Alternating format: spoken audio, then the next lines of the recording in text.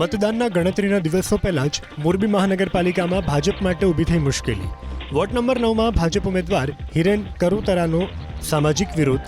આ વિરોધનું મૂળ કારણ હિરેન કરુતરાના વ્યક્તિગત જીવન સાથે જોડાયેલું હોવાની ચર્ચાઈ રહ્યું છે.